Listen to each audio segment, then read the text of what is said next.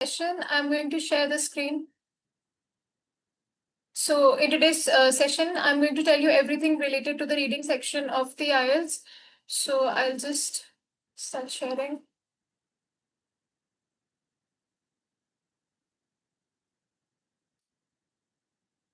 Good evening, ma'am. Good evening, Ravi Kumar. How are you? Very good, ma'am.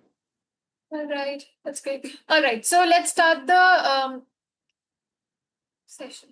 Let me start it now. Okay. So we are going to talk about the reading component, and in the reading component, how can we actually tackle all kinds of questions, especially in the reading section, because you have like a wide variety of questions that you can expect from the different passages that you are expected to read within 60 minutes. And these questions, they range from true, false, and not given, yes, no, not given, match the headings, match the information, match sentence ending.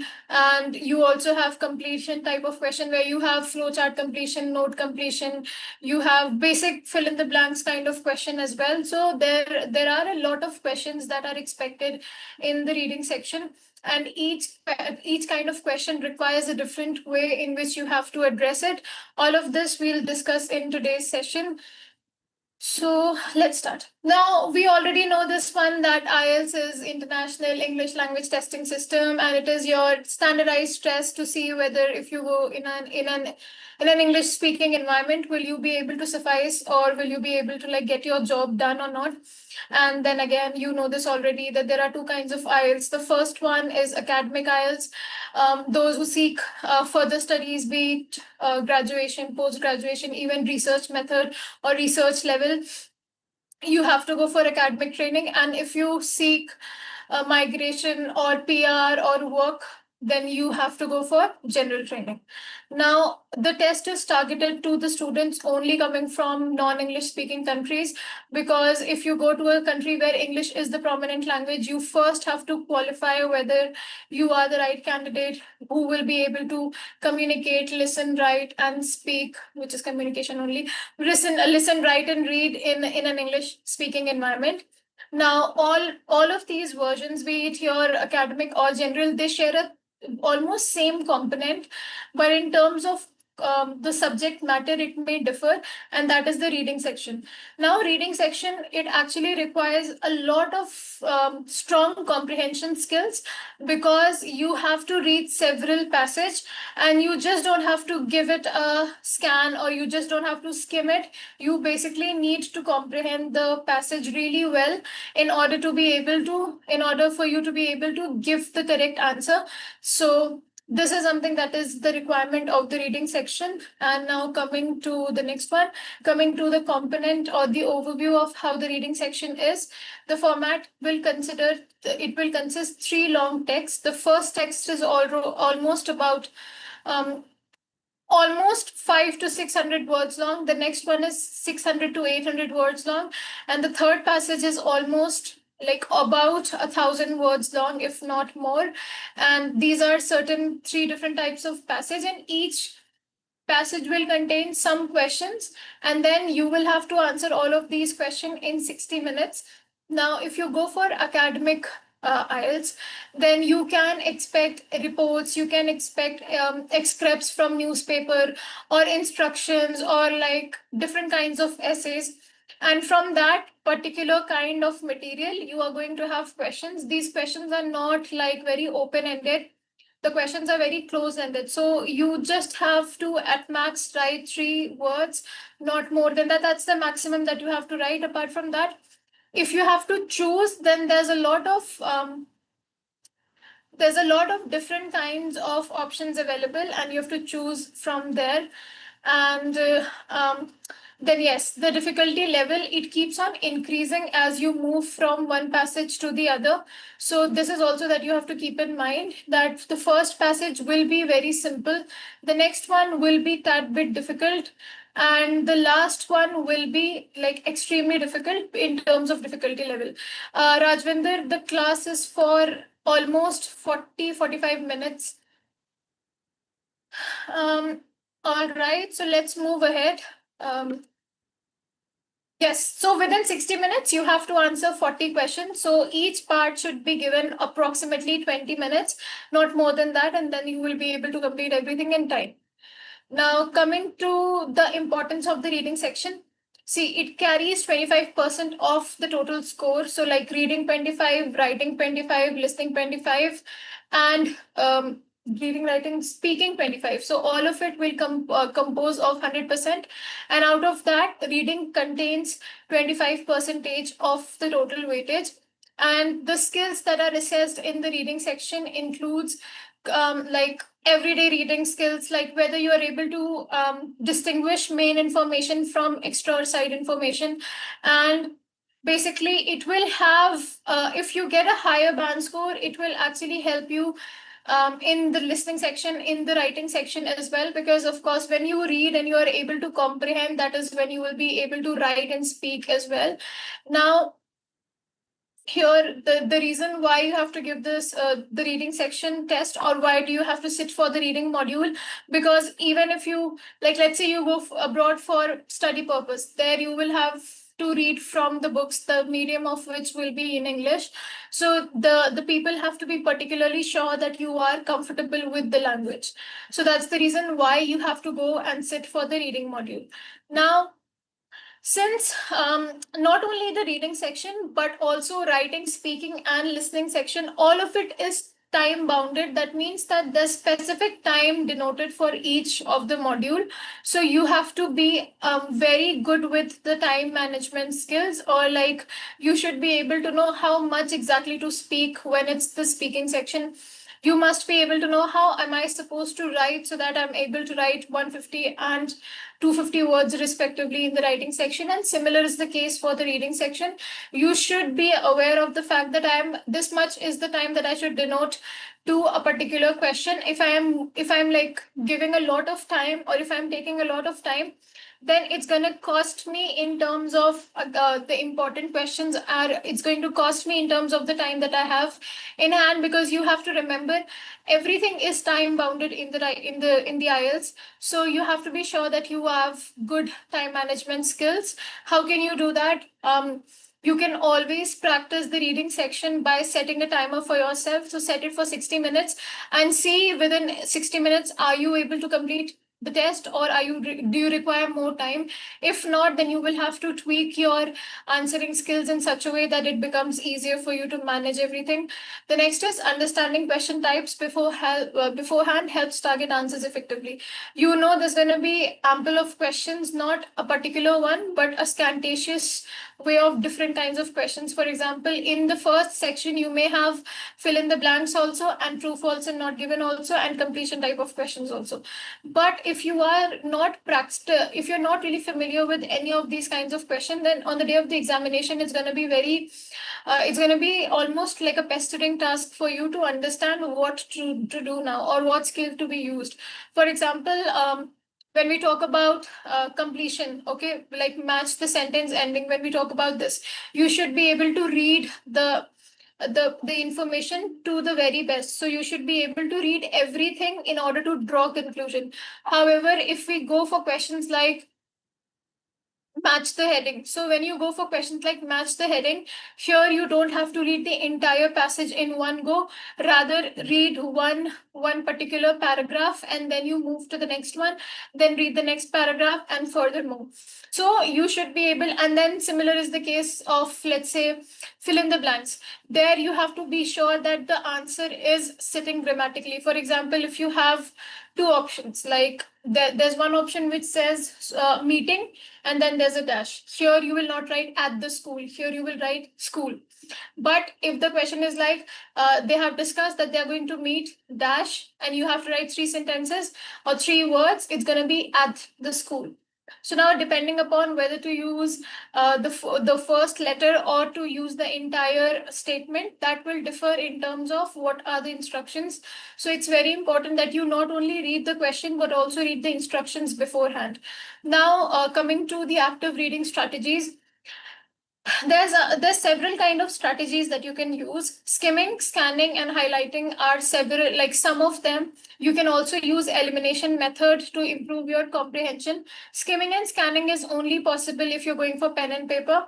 Highlighting is something that you can do if you're going for computer based, because you can just double tap on the word and it will get highlighted. Now, coming to the next one, familiarity with diverse text types builds confidence and adaptability. Here what it means is, I would always suggest, if student is a little unsure of the fact whether I am ready to give the test or whether I'm ready to sit for the test or not, the best bet that you can do is sit for a mock before you go for the actual test, because it will simulate the actual exam setting. You will see how much you have to write within 2 to 3 hours. You will see how exhausted, or how exhausted the whole, or how exhausting is the whole process. You will have familiarity about, like, when you go to the test there is some kind of tension always, so you will be familiar with all of that, and this will not come as surprise when you go for the actual test. And you will also have a fair share of idea that at the particular point, what band score are you getting. So let's say before going to the test or before going for the actual exam, if you go for, if you just sit for 2 mock tests, you will have a fair share of idea. You will know your strengths, you will also know the questions where you're weak. You can actually improve really well if you sit for a mock, rather than just um, like studying from the internet, or taking YouTube videos into consideration and just getting a rough view of how the questions are. Like, it's better to sit and write down the exam using a lot of website. You can get a free mock and you can definitely go for it and see for yourself what is your um, competence level at present, and you can improve accordingly. um, Coming to the next one. ठीक है.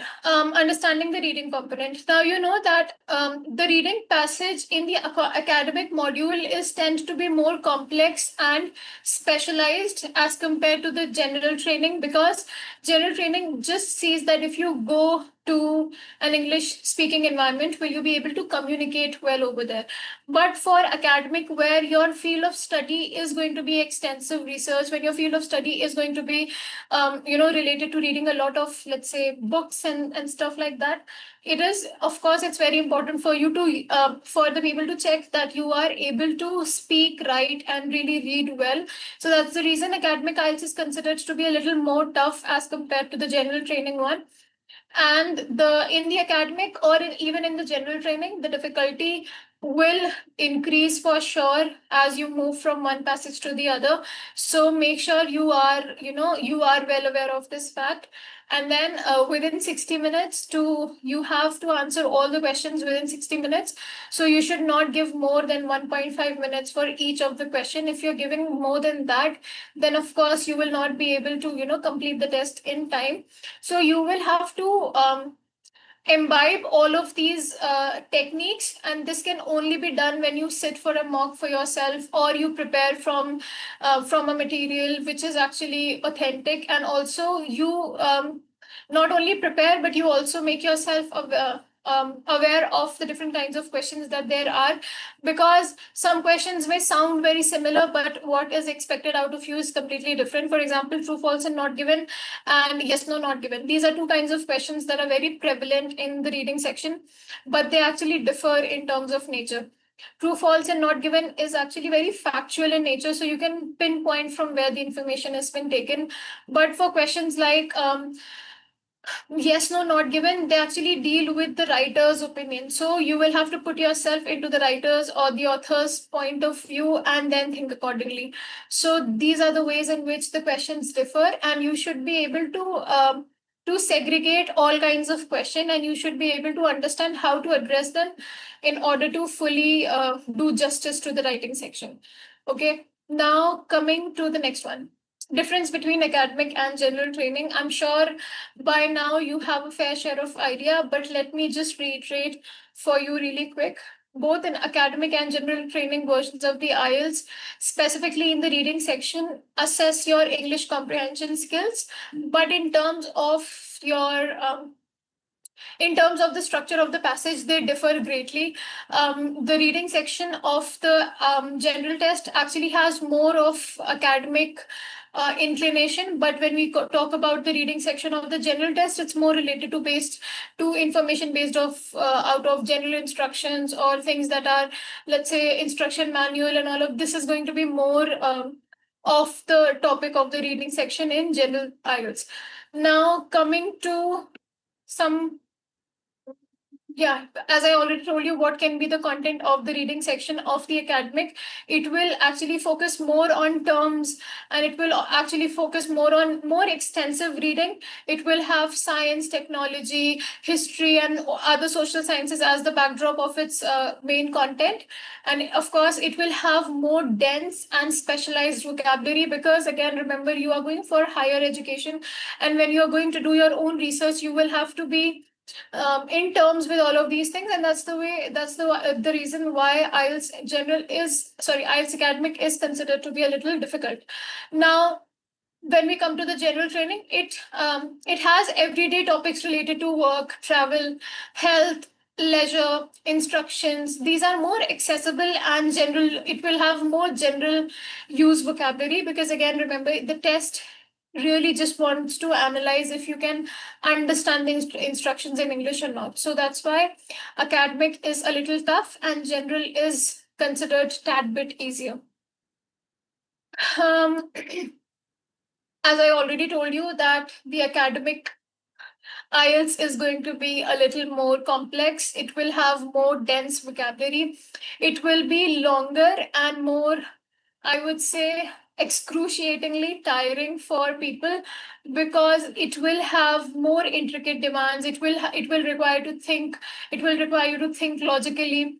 But coming to the general training, the passages are going to be shorter. They are going to be simple. They will emphasize straightforward information, and it's going to be all related to the practical application of certain sorts. And of course, then again, the general is going to just see whether you can understand basic interpretation or not. Academic is going to be a little dense because your field of study in the subsequent years are going to be like that. So the test is considered to be a little more difficult. I hope till now you don't have any question, anything that you have not understood so far, please ask. Okay. Okay. Okay. All right. Biswajit, I really like this, I don't know, this caricature animation that you have on your screen. This guy is constantly moving, the animated It face is of something. hey Asra, it is moving because I am moving. Oh, that's just the caricature of your own self. So it's called as the avatar. So it's a Zoom character, right? And it is replicate the move when I move. Yeah, I can see it's constantly moving like this. Yeah. Very nice. Okay. All right, let's move forward. So I hope till now it's clear. Now, coming to some strategies that you can definitely employ while doing the reading section. See, in the academic version, see, the best thing that you can do is make yourself do certain mock test, be it in the reading section. You don't really have to sit and do everything in one go. You can take your time. One day you sit for the reading mock test, the next day you can sit for the listening mock test. You have a lot of materials available online and otherwise as well. If you take our classes, we will provide you with every material. So before instead of researching all the kinds of question individually, sit for the mock, because then your at present capabilities can be better judged, and you will know exactly which questions require your immediate attention, which are the questions where you don't really need any kind of improvement. So you will be able to tailor your strategies accordingly. Now, coming to the academic test where you can actually learn the strategies, the first thing that you can do is build background knowledge. When it comes to building background knowledge, yes, Ms. Vijit, please. I can see you've raised your hand, yes. I did, Asra. Asra, my question is, this 60 minutes of session every day, I think that's what I got to know from Kashish. But I'd like to know what actually we do. Is this taking us through from the beginning what is about IELTS, what are the different quadrants of IELTS, and how we are going to prepare for it? Or actually we do something in a practical note? See, we in the live session, we just discuss about strategies. We talk about the overview of IELTS. We also give an insight about, let's say, if it is the writing section of the IELTS, how can we address it? How can we write about things in the integrities? So we generally discuss all the strategies. We don't really do any practical question in the live, but there is a way in which if you want to practice everything on your own, or if you seek help from a trainer, we have one-on-one classes as well. So to answer your question, live does not really give you the platform to answer questions. We don't really have questions in the live that we have in the classes. Got it. Thank you so much. You're And it's welcome. and it's great to see you and meet you as well. Thank you. Thank you. Similar is the case for me also. Thank you. All right. So now coming to the academic IELTS, what you can do is you can practice skimming and scanning techniques, because in the reading section, sometimes you will have to read it in a very general way to get a gist of what the passage will contain. And at times you will have to look out for specific information. For example, in fill in the blanks kind of question, there you will have to look out for specific word that you need to fill into the blank. So you should be know the distinct difference between skimming and scanning method. I hope you already know skimming is when you just, give a general look at the passage to understand a gist of what the passage is all about, to understand what you need to, read in order to search for the specific information. Scanning is when you find a particular, or when you look out for a particular piece of information throughout the reading passage. So you should be able to practice both of these skills. But the thing is, if you go for pen and paper, it's going to be easier for you to do that. For reading in the computer based test, you will have to highlight the information and you will not really be able to mark certain information. So what you can do is, if you are going for computer based IELTS, you should learn how to mark or highlight information. That's very easy. On your mouse, you will just have to give two right taps and the information is going to highlight itself. Or if you want to really de-highlight it, you can just click twice again and it will be normal. Okay. Now, the next is general training. What you can do is you should be able to read actively, because here you don't really have very intricate questions, but again, there are questions that are going to be an extract from the information.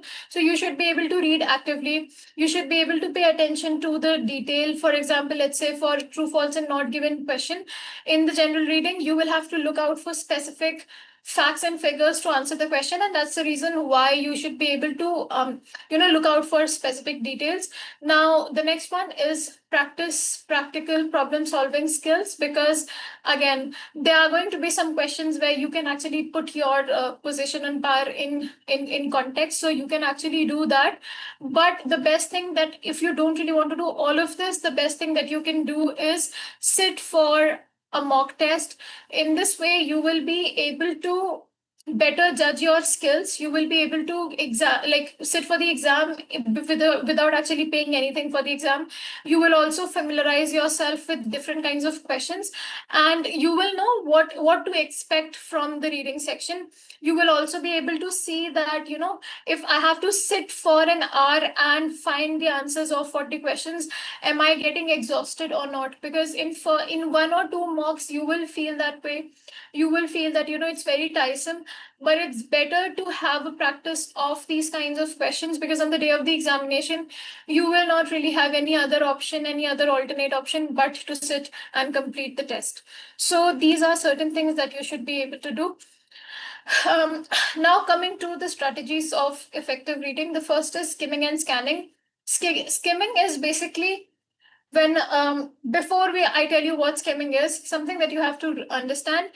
As soon as you get the passage and the question, do not read the passage first, because if you just read the passage first, you will not really know what you're looking out for.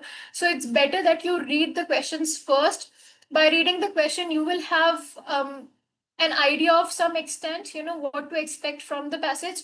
And then when you read the passage, if the question required you for certain terms, it will click your mind and you can actually highlight it, and you can actually mark the answers wherever. If the question required you to write a number, for example, any year, you will have that in your mind and you can actually mark any number that comes your way. So it's better to first read the questions, Then you swiftly move to the passage, give a general reading. For example, read the highlights, read the heading, read the subheading, read if there is any number, any name, so that it keeps on clicking on your memory that there was a number in the question and there's a number here in the passage. Most likely that's going to be an answer. The next is scanning. Scanning will happen after you start looking out for answers. You will have to locate specific information, because even if it is, let's say, fill in the blanks kind of question, you will have a question that will require you to find something.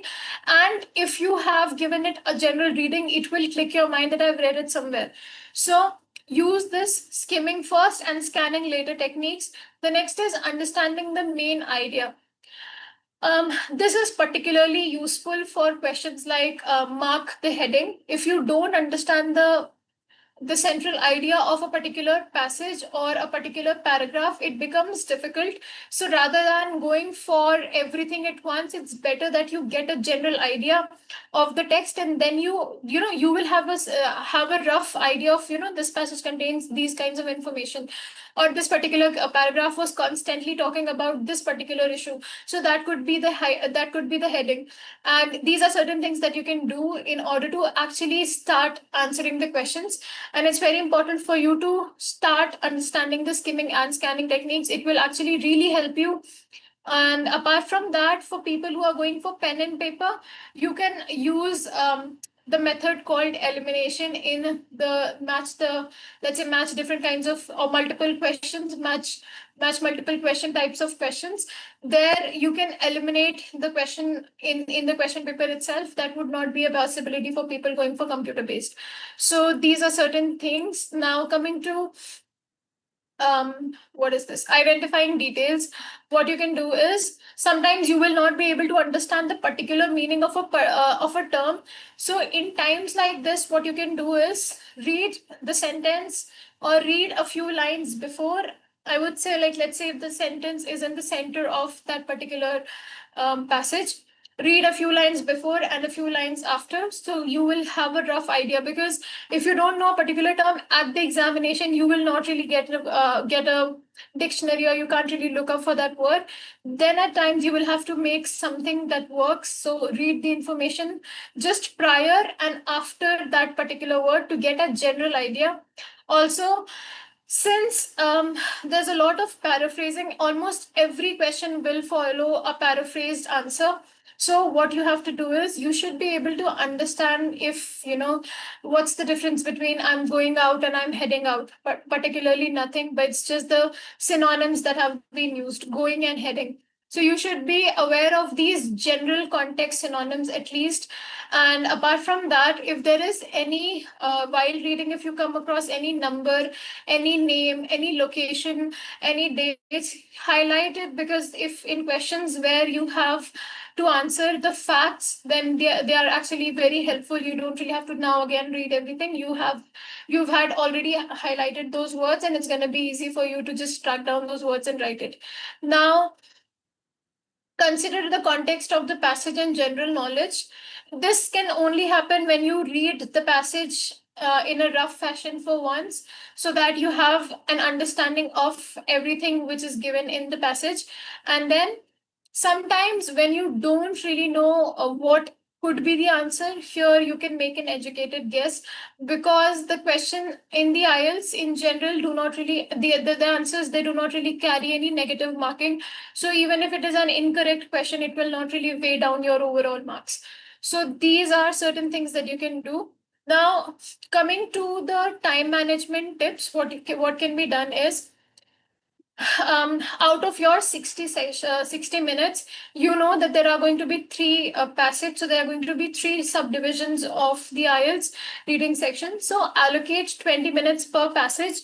And this you can do by, setting a timer for yourself, or just sit for the test in one go without putting on any timer, and see how much time are you taking to complete the question. most of the time you will find the last passage to be particularly difficult.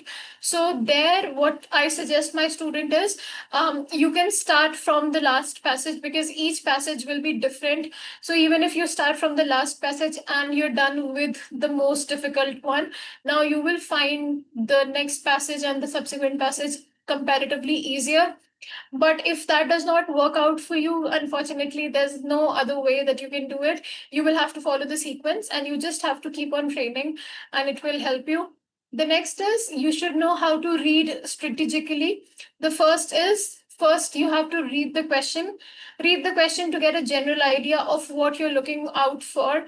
Then start skimming through the passage. If you will skim through the passage, you will have a general understanding of the passage. Then you can start scanning for specific words and you can, start reading it in depth. But first read it for in a very general fashion to get a general whiff of the question. Now, the next is, there are some questions, especially the true false and not given, where students actually get stuck. So it's better that if you are getting stuck on a particular question, do not exhaust yourself by just sitting and just trying to complete it. Move on, and what you can do is, if you're going for computer-based test, at the bottom of the screen, there are going to be exactly 40 bubbles indicating the 40 questions. So if you have not done any of, or if you've not attempted any particular question, that bubble is going to turn gray. So do the rest of the test and you will find some time and you can come back to that particular question later. For pen and paper, you will have to physically mark the question that you've not attempted and move on, and make sure before submitting the test, you actually come back to it and try to find out the answer. The next is, yes, don't waste your precious time on a particular question. If you're stuck, move on, come back to it later on. And even if you couldn't do it, it's fine. There's no negative marking. And before you submit the test, it's better that you give it give it a final proofread, because then there are times when you might have made some spelling errors, you might have made some punctuation errors, so you can always rectify it. And I think in the reading section, you can always write everything in capital. So you can definitely do that as well. Write everything down in capital in the reading and in the listening section. It's going to be easier for you. Now, coming to some additional tips. You can definitely practice from a diverse reading materials that actually imitate the IELTS format. So make sure that you have actually familiarized with all kinds of questions. It will again help you with not getting stuck on a particular question on the day of the examination. Apart from that, you will have some general hesitation before you begin the test, and all of that will subside as you start answering the question. So do not let your initial hesitation overpower you and your performance.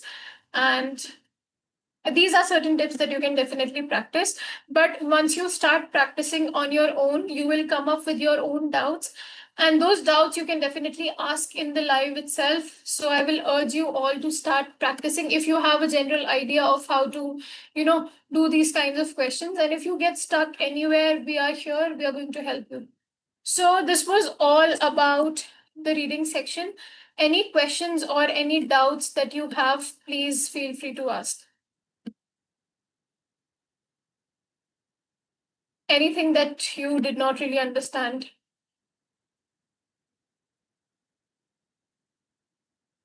You have Raza sir and I, so both of us are here to help you. Any questions that you want to ask, you can definitely ask. All right, Sangeeta does not have any question.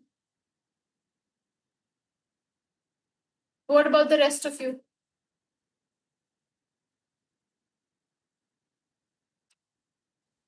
Okay, I assume everything is clear. We have Raza sir. Hello, Raza sir. You can take forward from here. Hey Azra, how are you? I hope you're Good. doing good. Hello everyone. All right, so we have a very fruitful session today as well. So I think we already discussed about the similar topic earlier as well. Hey Sangeeta, how are you? I hope you're doing well. Okay. So guys, any feedback, any suggestions, or any questions related to today's session, or might be you have something related to previous sessions as well. Guys, we are open for the feedback as well. So if you want us to add something, we are happy to do that. Yes, guys. Any query, any concerns?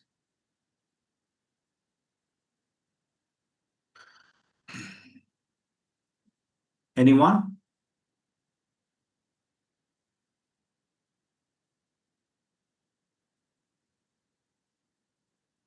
No? Come on, guys. It's a very important discussion today.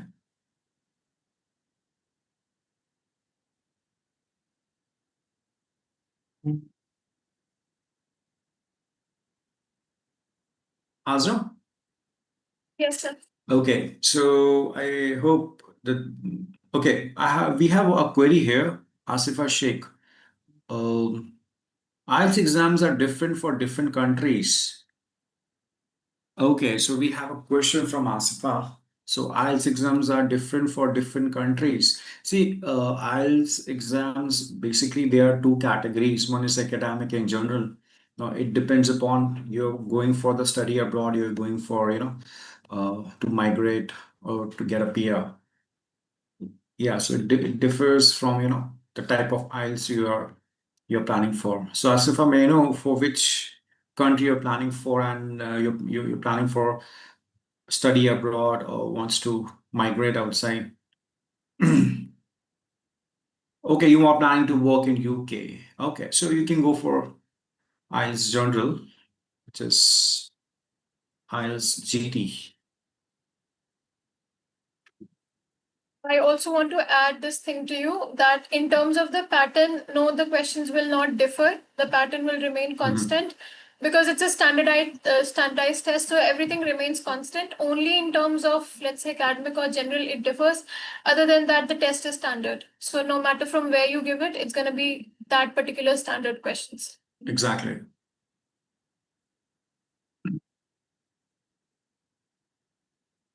All the best, Asifa. Okay. So, okay, Renuka, I have a query. What about me? I'm staying in the Canada.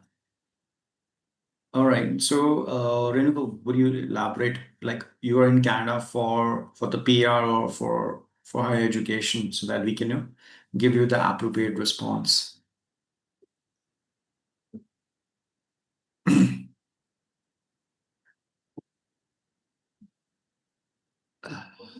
Okay. So for visitor visa for the Canada, it also depends upon I would say the scenario as well. Like what is the duration you're here? You are in Canada. Okay. Okay. So if we talk about IELTS is required for visitor visa for Canada, visitor visa, you get a temporary, resident visa, which we call TRV. And for this, IELTS is not required. Okay. So it also depends upon, see, basically the IELTS requirement for Canada visitor visa, like for the purpose, should be if you are for, your visa is for the tourism, meeting family, friends, or you can say a business meets or short stays, generally up to 6 months. So IELTS English test is not mandatory, okay, until unless you're not there uh, for study. Okay, your husband have a Canadian citizenship. Okay. All right. So you want to move there. That's what I'm able to understand.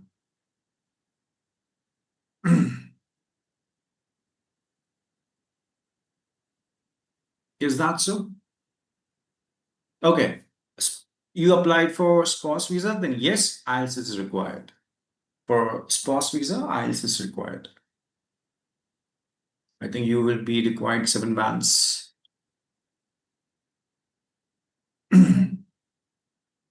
Yep. Thank you. Anyone else? Hello, sir. Actually, I have one more question because I'm already staying in here, and my husband already a citizen in Canada. Mhm. So, and basically, as a professional, I'm a special educator working with the disabled students. So, my question is what about structure in the Canada? Because I'm not staying in India. So, what is the structure of the Canada and how they exam their format and these all things? And second thing is there, okay, I need some demo task for of all for task reading, writing, and communication. These all things. Mhm. So, there are any app which is help me to solve a demo, and there are some like exam results are there which show me how many marks I get, what is my fault, and these all things. Air online app. Please suggest me the name of this like a demo classes and this. Okay, that was an interesting question. And Renika, the thing is Mhm. that if you're going for the demo, it's better to have, real time experience with the trainer itself. Because for the demo, you are doing some mistakes, might be you face some challenges to, you raise some doubts. To clarify your doubts, examiner should be there, live person, sorry, trainer should be there, a live person should be there. And if we talk about the apps are just, to give you the overview. Okay, you can check your performance, like how you're doing, but IELTS is, it's a very vast module. Okay, it's a very vast domain. And speaking, I don't think so any app going to help you out, because in speaking, a lot of things are there, like how well you are speaking, you're matching the marking criteria of IELTS or not. Not about the speaking, but all the four modules, right? So let's do one thing in this scenario, Renika. I will align one demo. Okay. Azar ma'am will be there, right? And I have observed you being coming on live sessions on daily basis from long time. So Azar ma'am will be there, and she will take your demo. Okay. And she will tell you how the things will be sorted out for you. And if we talk about any app, so see, we have one, very interesting thing available in our system, which is IELTS simulation test, which is a replica of real IELTS exams. Okay, so that will be conducted by Voladex only, and that is something really helpful for, we have a students who are getting 7.58 bands in the very first go. They're just like you, right? They have a lot of questions, doubts, but yes, after getting demos and sessions from, one-on-one sessions from Asra ma'am or from me, you will be more confident. And yeah, for Canadian based IELTS, uh, if you go for GT, or the pattern will be same for all over the, it's globally. If you go for the GT, IELTS GT, all the pattern will be same. And if you go for that academic as well, the patterns will be same. Pattern will not be changed. It gonna be a CBT. If you go for CBT, the CBT will be the similar thing. If you go for the PBT, same thing will there. Yeah. Uh, in CBT, you get results in few, like in couple of days, maybe 24 or 48 hours, right? So if we talk about the difficulty level of question, no, it will not going to be changed. It will remain same, and there is no difficulty level. The thing is that how, you're taking the classes or you're learning the IELTS. So it's all about your preparation. If you're having a great preparation and you are punctual towards your preparation, yes, the things will be go very smooth, and it will go really going to help you out. So I can do one thing, Ms. Renika. I will ask my team, admissions team, to WhatsApp you and see what time suits you best for the demo, one-to-one demo with Ms. Asra. Okay, and you can share your doubts, and let's see how we can help you out. Does that sound good? Will that be okay? Yes, sir. Sounds good. Thank you. Okay, right. Thank you so much. Thanks a lot. If you have any question, you can ask, guys. Anyone have any query, any concerns? Please feel free to ask. And today's topic was very important. It was very good. We discussed about how to crack the code for the true, false, and not given question. Not given. Yes, this is something really challenging. and it's easy to crack as well. Okay, so if you have a right approach, the things will be up to the mark. All right, guys. So I think we are done for the today. Yeah, Asra, we're going to wrap it up, and we'll get in touch with Ms. Renuka. Right. See you, Ms. Alright. Renuka. See you, everyone. Like, Have a great day. Bye bye. have a great weekend, everyone. Take care. Bye bye. Bye bye. Bye bye, Asra. Bye bye, sir. Bye bye.